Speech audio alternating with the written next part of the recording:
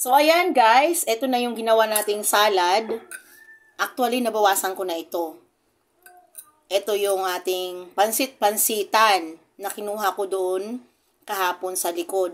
Napakarami doon sa likod bahay namin na matagal ko na talagang pinag-iisipan na kainin, pero nag-aalangan nga ako kasi nga gusto ko mapatunayan sa iba na kinakain nila. Although nakikita ko nga doon sa Facebook na ang daming kumakain nito guys, pero siyempre ako nag-aalangan kasi nga medyo siyempre medyo may takot ganyan. Pero nakita ko kasi yung papa ng kaibigan ko or yung father-in-law ng pinsan ko ay kumain nito or ininom nito yung sabaw. Kaya sabi ko sige nga i-try ko at hinatiran ko nga rin siya kanina guys. So ayan, tikman na natin ulit.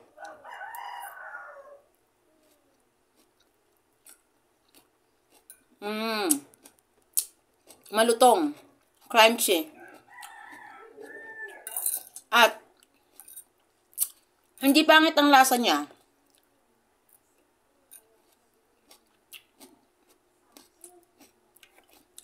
Sabi ko nga dahon lang sana ang kakainin ko. Pero sinaba ko yung mga tangkay niya. Crunchy siya. Alam niyo yung lato, guys? Parang nagkakahawig ito sa lato. Yung lasa, slight lang, pero hindi masyado, guys. Parang lang, konti. Iba siya sa mga talbos kamote. Iba siya. May nakita kasi akong vlog, sabi parang talbos. Para sa akin naman, iba-iba naman tayo. Para sa akin, para siyang lato.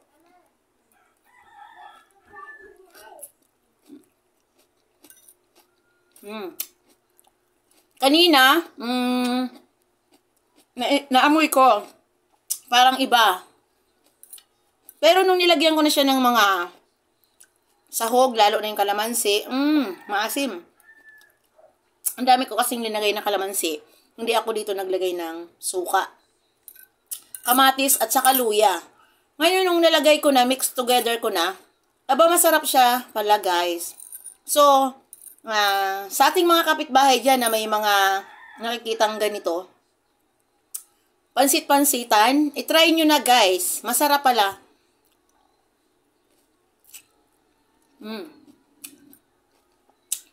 Thank you for watching. Hanggang dito na lang ang aking video.